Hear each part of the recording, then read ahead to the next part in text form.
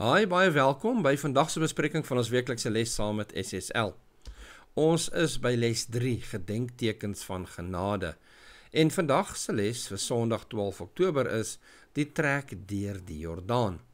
Hierdie week se geheeteksvers vind ons in Joshua 4 vers 23 en 24 wat lees: Want die Here julle God het die water van die Jordaan voor julle laat opdroog totdat julle deurgetrek het, soos wat die Here julle God gedoen het met die Rietsee wat hy voor ons laat opdroog het, totdat ons deurgetrek het, sodat al die volke van die aarde mag weet dat die hand van die Here sterk is, en sodat julle altyd vir die Here julle God ontzag sal hê.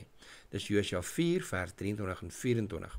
Kom ons open met gebed. Hemelse Vader, baie dankie vir 'n nagrus waarin ons behoed te bewaar het vir die nuwe dag en 'n nuwe geleentheid om u woord weer oop te maak, daaruit te leer en met mekaar te deel. Seën ons asseblief in Jesus se naam.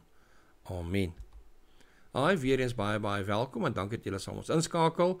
Baie welkom ook aan ons luisteraars by Adventiste Wêreld Radio Afrikaans.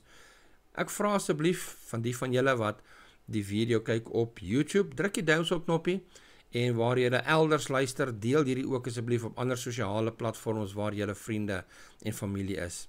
Baie dankie vir julle ondersteuning. So by Sondag se les, die trek deur die Jordaan, vra die les ons moet kyk na Joshua 3 vers 1 tot 5 en Numeri 14 vers 1 tot 44. Nou ek lees Joshua 3 vers 1 tot 5. Vroeg die volgende oggend het Joshua en al die Israeliete van Sittim af weggetrek en by die Jordaan gekom. Hulle het daar oornag voordat hulle opgegaan het.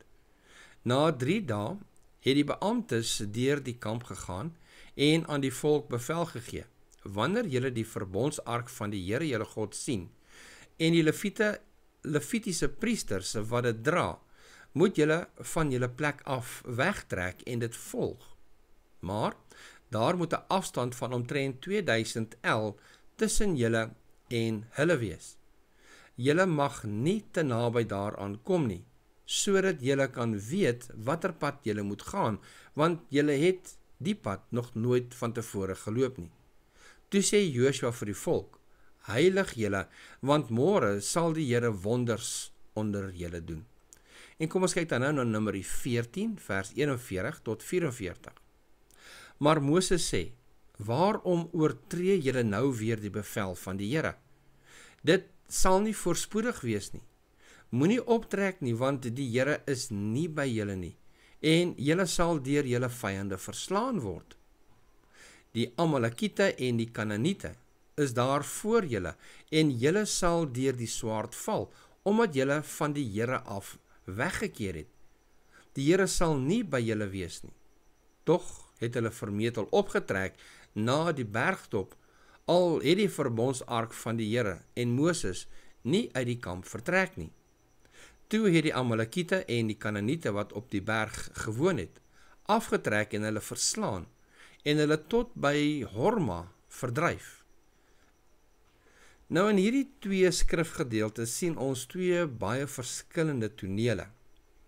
In Numeri 14 wou die volk hulle eie pad volg. Hulle het op hulle eie tyd probeer intrek en die beloofde land in besit neem, sonder dat God saamgaan. Die gevolg was 'n groot mislukking gewees, 'n groot neerlaag, baie van hulle was doodgemaak gewees. Maar in Joshua 3 dekades later, is die volk 'n nuwe geslag wat geleer het uit hulle ouers se foute uit. Nou wag hulle op die Here se tyd en volg hulle die rigting wat God aandui. Hier gebeur iets besonders. Dit is die eerste keer dat die verbondsark in die boek Joshua genoem word.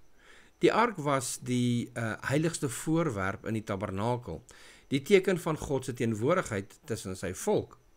Nou binne in die ark was daar 3 dinge wat almal die verhouding tussen God en sy volk uitgebeeld het. Daar was die 10 gebooie wat wys dat hulle aan God se wet getrou moes bly. Daar was die staf van Aaron, 'n teken dat God sy eie priesters en leiers aanstel en kies, en dan die kruik van manna as herinnering dat God hulle onderhou het in die woestyn. Wanneer die ark nou vir die eerste keer deur die Jordaan trek, wys dit iets baie belangrik. God gaan voor en Israel volg net. Hulle sal die land nie deur hulle eie krag inneem nie. Dit is God wat die pad oopmaak. Joshua gee aan die mense hierdie opdrag: heilig julle, want môre sal die Here wonders onder julle doen. Hierdie oproep om te heilig of om te reinig beteken dat hulle self moet toewy aan God, om sondige dinge te laat staan, om hulle harte en gedagtes op die Here te rig en om rein te wees in liggaam en in gees. Dis dieselfde soort voorbereiding wat by Sinaï vereis is voordat God hom self geopenbaar het op die berg. Met ander woorde, voordat God iets groots vir sy volk doen, moes hulle geestelik voorberei wees. God sou die wonderwerk doen, maar hulle moes eers hulle deel doen, deur hulle self vir hom af te sonder. So leer hierdie dag se les vir ons, dat God se wonderwerke nie net toevallig gebeur nie. Hy werk deur mense wat bereid is om te wag op sy tyd, om hom te gehoorsaam en om rein voor hom te leef. Soms in ons eie lewens skei God nie letterlik die waters van 'n rivier nie, maar hy werk steeds wonderwerke in ons lewens. Die vraag is of ons geestelik voorberei om dit te sien en te ervaar. Dink aan hierdie vraag. Die Here skei nie altyd die waters van die Jordaanrivier nie. Sy ingrypings is nie altyd so ooglopend of so dramaties nie. Maar hoe kan ons geestelik voorberei wees, sodat ons wel die ingrypings wat God graag ter wille van ons wil doen, kan beleef en raak sien? Kom ons sluit af met gebed. Hemelse Vader, baie dankie vir hierdie pragtige les. Help ons Here asseblief om altyd voorbereid te wees, om U wonders te sien en te ervaar. Ons bid dit in Jesus se naam. Amen. Baie dankie dat julle saam ingeskakel het. Tot volgende keer. God se ryke seën.